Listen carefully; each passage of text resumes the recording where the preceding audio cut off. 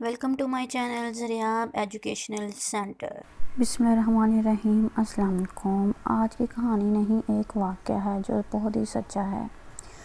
ٹھنڈ اتنی زیادہ تھی کہ جسم کے آر پار ہو رہی تھی، اور وہ تو ایک پہاڑی علاقہ تھا، وہاں حد سے زیادہ سردی تھی۔ میں گاڑی چلاتے ہوئے ادھر ادھر خوبصورت علاقے کا جائزہ بھی لے رہا تھا۔ میں اس پہاڑی علاقے میں پہلی بار آیا تھا، اس لیے ابھی تک میں قدرتی حسن سے نا آشنا تھا۔ شہر سے میلوں دور یہ پہاڑی علاقہ خوبصورت تھا۔ خوبصورت لمبے لمبے درخت، پہاڑوں کی تہہ میں جمی ہوئی سفید برف اس علاقے کی خوبصورتی میں چار چاند لگا رہی تھی۔ میں اپنے ایک دوست کی شادی پر جا رہا تھا، حالانکہ میرا ایسا کوئی ارادہ نہیں تھا، مگر اس کی حد سے زیادہ اصرار پر مجھے مجبوراً یہ فیصلہ کرنا پڑا۔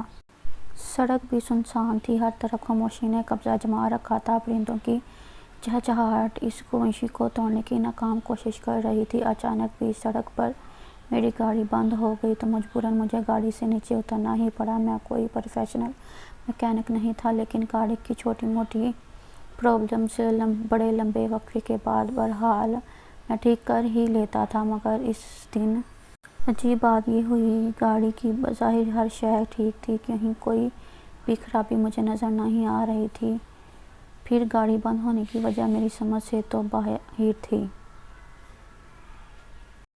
کافی دیر جدوجہد کرنے کے بعد میں اس نتیجے پہ پہنچا کہ گاڑی میں کوئی بڑی خرابی ہو گئی ہوگی، جو میں تو اگلی 100 صدیوں تک بھی ٹھیک نہ کر سکتا۔ اجنبی علاقہ تھا، اجنبی رستے تھے، میں تو یہاں کسی بھی شے سے واقف نہ تھا۔ اگر کہیں کوئی موٹر ورکشاپ وغیرہ تھا بھی تو وہ میرے علم سے باہر تھا۔ ایسے میں میرے پاس صرف ایک ہی آپشن تھا کہ میں اپنے دوست کو کال کر کے اسے سارے مسئلے سے آگاہ کروں۔ لیکن سب سے بڑی عجیب بات تو یہ تھی کہ مجھے خود نہیں پتہ تھا اس وقت میں کہاں کس جگہ کھڑا ہوں، اور اگر دوست نے پوچھ لیا کہ میں کہاں ہوں، کس طرف ہوں، تو میں اسے کم از کم یہ تو نہیں کہہ سکتا تھا کہ میں بھی سڑک پہ لمبے درختوں کے پاس کھڑا ہوں۔ کیونکہ یہ غیر معمولی نشانی نہ تھی، ہر طرف ایک جیسے درخت، ایک جیسے پہاڑ تھے۔ ابھی بھی میں اسی کشمکش میں ہی تھا کہ میں نے اپنے پیچھے قدموں کی چاپ سنی۔ میں نے گردن گھما کر پیچھے دیکھا تو 2 نوجوان لڑکے میری طرف ہی آ رہے تھے۔ مجھے حیرت ہوئی، کیونکہ ابھی تھوڑی دیر پہلے یہاں انسان تو کیا کسی جانور تک کا کوئی وجود نہ تھا۔ اور ایسے میں ان دونوں نے آ کر مجھے سلام کیا۔ سلام کا جواب دینے کے بعد انہوں نے گاڑی کا مسئلہ پوچھا تو میں نے بھی بے اختیار انہیں بتا دیا۔ پھر ان میں سے ایک لڑکا گاڑی چیک کرنے لگا، اور حیرت کی بات یہ تھی 2 منٹ میں ہی گاڑی بالکل صحیح سلامت ہو گئی۔ آپ کا کیا نام ہے بھائی؟ میں گاڑی ڈرائیو کر رہا تھا، وہ دونوں لڑکے پیچھے بیٹھے ہوئے تھے۔ انہوں نے بھی اسی علاقے تک جانا تھا جہاں میں جا رہا تھا۔ انہوں نے مجھ سے لفٹ مانگی۔ اب انہوں نے میری گاڑی کا مسئلہ حل کر دیا تھا۔ ایسے میں ان کو انکار کرنا انسانیت کے خلاف تھا، اس لیے میں نے ان دونوں کو لفٹ دے دی۔ کاشف علی، میں نے جواب دیا۔ میرا نام احمد ہے اور اس کا نام آصف ہے۔ اس لڑکے نے خود ہی اپنا تعارف کرایا۔ اس گاؤں میں پہلی بار آ رہے ہو؟ احمد نے ایک اور سوال کیا۔ ہاں، میں نے اس بار بھی ایک لفظ کا جواب دیا۔ ایک تو میں انہیں جانتا بھی نہیں تھا، اور دوسرا اس سنسان سڑک پہ وہ دونوں کچھ بھی کر سکتے تھے میرے ساتھ۔ مجھے یہ حملہ کر کے میری گاڑی بھی چھین سکتے تھے۔ میرے دل میں ایک عجیب ڈر پیدا ہو گیا تھا، حالانکہ وہ شکل سے بہت شریف اور پڑھے لکھے لگ رہے تھے۔ اب کار میں بالکل خاموشی تھی، نہ انہوں نے کوئی سوال کیا اور نہ ہی میں نے خود سے کوئی بات شروع کی۔ ایک بار میں نے بیک میرر سے ان دونوں کو دیکھا تو دونوں کے چہروں پہ ایک مدھم سی خاموشی تھی، جس کا مطلب میں نہیں سمجھ سکا، اور اگر اس وقت میں ان دونوں کو غور سے دیکھتا تو میں سمجھ جاتا کہ وہ دونوں۔ اب گاڑی تقریباً ایک آبادی میں داخل ہو چکی تھی۔ وہاں پہاڑوں کے اوپر پتھروں سے چھوٹے گھر بنے ہوئے تھے، لیکن کوئی انسان دور دور تک بھی مجھے کہیں نظر نہ آیا۔ شاید سردی کی وجہ سے اندر چھپے بیٹھے ہوں۔ میں نے خود اپنی طرف سے اندازہ لگایا، آبادی بھی کوئی اتنی زیادہ نہ تھی۔ پھر میری گاڑی ایک قبرستان کے پاس والی سڑک پہ گزرنے لگی۔ دور دور تک پھیلا قبرستان اپنے اندر ایک وحشت کا سماں لیے ہوئے تھا۔ وہاں لاکھوں لوگ آدھی نیند سوئے ہوئے تھے۔ آپ کو قبرستان سے ڈر لگتا ہے؟ احمد نے کافی وقفے کے بعد ایک اور سوال کیا۔ نہیں تو قبرستان سے بھلا ڈرنے کی کیا بات ہے، یہ بھی تو ہماری طرح کے انسان ہی ہیں اور یہ ہمیں کچھ نہیں کہہ سکتے۔ میں نے سنجیدگی سے جواب دیا، نہیں، قبرستان ایک عبرت اور وحشت کا مقام ہے، یہاں پر ہر انسان کو ڈرنا چاہیے۔ وہاں وہ پراسرار انداز میں بولا، نہیں، مجھے تو کبھی ڈر نہیں لگتا قبرستان سے، اور نہ ہی کبھی میرے ساتھ کوئی ایسا واقعہ پیش آیا جس وجہ سے میں قبرستان سے ڈروں۔ آپ کے ساتھ پیش نہیں آیا تو کیا کسی کے ساتھ تو پیش آیا ہوگا نا؟ قبرستان میں خطرناک روحیں ہوتی ہیں، وہ اپنی بات پہ ڈٹے ہوئے تھا اور میں نے بے اختیار ایک کہکا لگایا، یہ سب روحیں بھوت وغیرہ فلموں میں، ڈراموں میں ہی ہوتی ہیں، اصل زندگی میں نہیں۔ اچھا، آپ کے ساتھ کبھی پیش آیا ایسا کوئی واقعہ؟ میں نے تجسس سے پوچھا۔ میں آپ کو ایک کہانی سناتا ہوں، اس کے بعد آپ پھر کبھی نہیں کہو گے آپ کو قبرستان سے ڈر نہیں لگتا۔ اس وقت اس کی اس بات کا مطلب میں نہیں سمجھ سکا، اگر سمجھ جاتا تو۔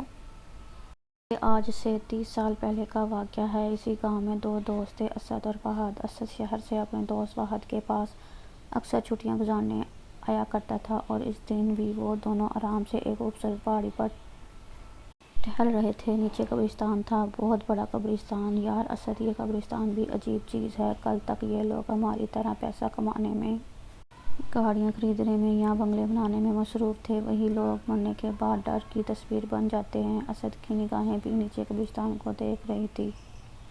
فہد کی بات سننے کے بعد اس نے بے یقینی سے کہا، میں نہیں ڈرتا قبرستان سے، خالی پتھروں سے بھلا کیا ڈرنا؟ تم ایسا اس لیے کہہ رہے ہو کیونکہ تمہیں ابھی تک اس قبرستان کی بھیانک حقیقت سے انجان ہو، فہد نے روحانی سے کہا، اور پھر جلد ہی اسے احساس ہو گیا کہ اس نے اسد کے سامنے ایک غلط بات کہہ دی۔ کیسی بھیانک حقیقت؟ اس نے تجسس سے پوچھا۔ کچھ نہیں، رہنے دو، فہد نے ٹالنے کی کوشش کی۔ انہوں نے نہیں نہیں، تم بتاؤ مجھے کسی حقیقت۔ اسد کا تجسس بڑھنے لگا۔ دیکھو، ہمارے بڑے بزرگ کہتے ہیں، آج تک رات کے وقت جو بھی اس قبرستان میں گیا وہ زندہ واپس نہ آیا۔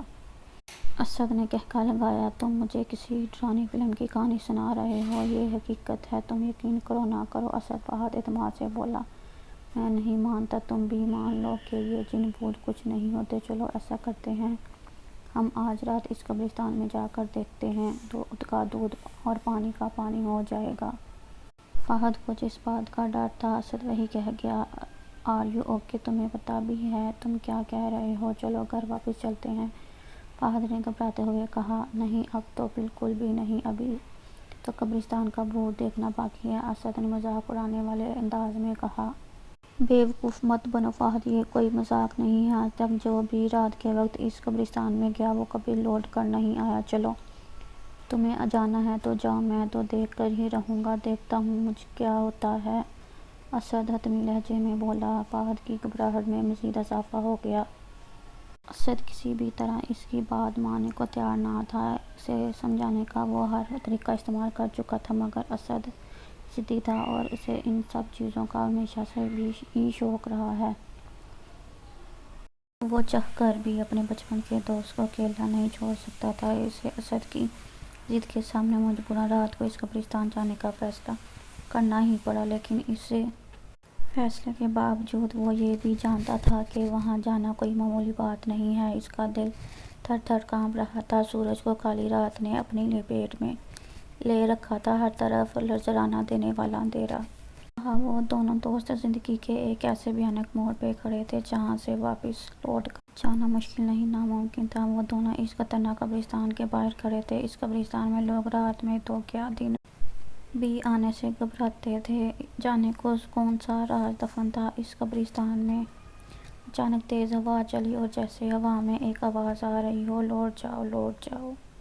فہد نے اسے سمجھانے کی ایک آخری کوشش کی، مگر اسد کا فیصلہ ابھی بھی وہی تھا، آر یا پار، جیت یا ہار، زندگی یا موت۔ ان دونوں نے اپنا پہلا قدم اس قبرستان کے اندر رکھا، نہ کوئی بجلی چمکی، نہ کوئی طوفان آیا، کچھ بھی تو نہیں ہوا۔ ڈر کی ایک شدید لہر دونوں کو چھو کر نکل گئی، سارا قبرستان سنسان تھا، دور دور تک کسی انسان تو کیا کسی پرندے کی بھی آواز نہیں تھی۔ دونوں کی نگاہیں ادھر ادھر متلاشی پھری، پھر رہی تھی، شاید انہیں کسی کی تلاش تھی، کسی جن بھوت یا انسانوں کو کہا جاتا ہو۔ رات کے 1 بج رہے تھے، انہیں وہاں ٹھہرے ہوئے 2 گھنٹے ہوئے تھے، لیکن انہیں کچھ بھی نہ ملا، کوئی انسان، کوئی جن، کوئی بھوت، کچھ بھی نہیں دیکھا۔ میں نے کہا تھا نا یہاں کچھ نہیں، گاؤں والے تو صحیح بکواس کرتے ہیں، اسد نے فاتحانہ انداز میں فہد کی طرف دیکھتے ہوئے کہا۔ اچانک ایک کالی بلی بھاگتے ہوئے ان کے پاس سے گزری اور ہوائیں تیز تیز چلنے لگیں، آسمان پر بجلی چمکی جیسے کسی بڑے خوفناک طوفان کا پتہ دے رہی ہو، جیسے یہاں سب کچھ تباہ ہونے والا ہے۔ پھر اسد کی نظر اچانک سامنے والی قبر پر پڑی۔ قبر سے ایک سفید داڑھی والا انسان، جس نے سفید رنگ کے کپڑے پہنے ہوئے تھے، نکل رہا تھا۔ یا اللہ، یہ کیا ہے؟ یہ کوئی خواب نہیں، ایک حقیقت تھی، وہ سب سچ تھا۔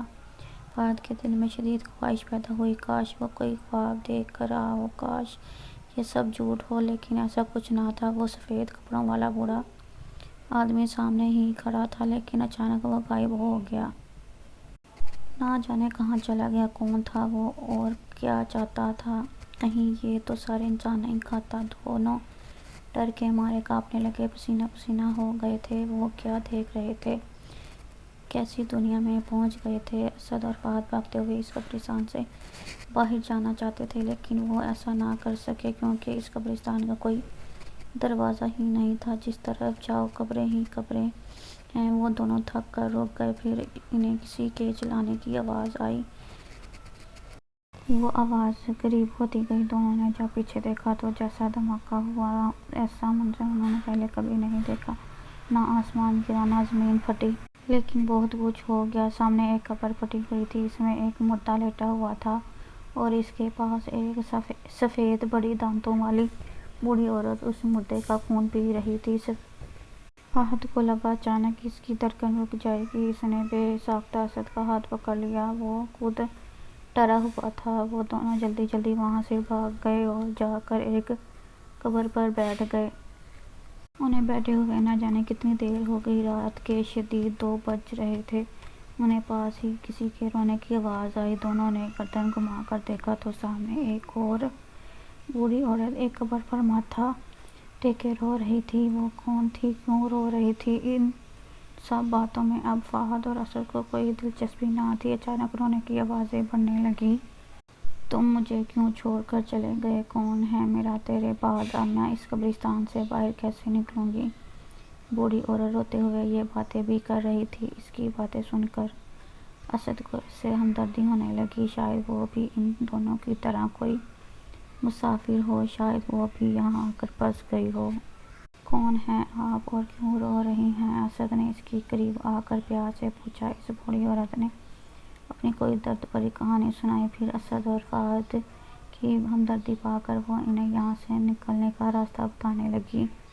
وہ بوڑھی عورت چلنے لگی اور وہ دونوں اس کے پیچھے پیچھے چلنے لگے۔ اچانک ایک پھٹی ہوئی قبر کے پاس وہ عورت رک گئی اور اس بوڑھی عورت نے بتایا، یہاں سے باہر جانے کا راستہ اسی قبر کے اندر ہے۔ بوڑھی عورت قبر میں داخل ہو گئی، وہ دونوں بھی اس کے پیچھے پیچھے قبر میں آ گئے۔ اچانک فہد کی نظر اس کے پاؤں پر پڑی، اس کے تو جسم جیسے خون ہی سوکھ گیا۔ اس کے پاؤں الٹے تھے، مطلب وہ کوئی انسان نہیں بلکہ بدروح تھی۔ وہ دونوں جتنا تیز بھاگ سکتے تھے بھاگ گئے۔ انہیں اپنے پیچھے اس عورت کے قہقہے سنائی دیے۔ 1 منٹ گاڑی روکیں۔ میں احمد کی آواز پر چونک گیا۔ میں نے بریک لگا دی۔ احمد گاڑی سے اتر کر سامنے سڑک پر لگے پانی کے نلکے سے پانی پی رہا تھا۔ مجھے بھی پیاس کا احساس ہوا، گلا سوکھ رہا تھا۔ میں نے بھی گاڑی سے اتر کر پانی پیا، لیکن میری ساری توجہ اس وقت اس کہانی پر تھی جو احمد مجھے سنا رہا تھا۔ گاڑی میں واپس بیٹھ کر میں نے تجسس سے احمد کو ایک بار وہ واقعہ سنانے کو کہا۔ وہ ایک بار پھر شروع ہو چکا تھا۔ وہ دونوں وہاں سے بھاگ کر اس بیاباں قبرستان سے باہر نکلنا چاہتے تھے۔